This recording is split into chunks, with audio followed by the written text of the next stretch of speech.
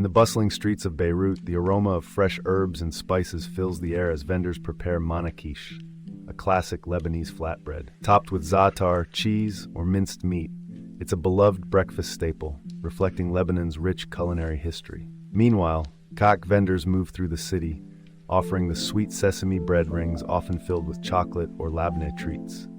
These street foods serve not only as a flavorful experience, but as a bridge to Lebanese culture, embodying the warmth and hospitality the country is known for.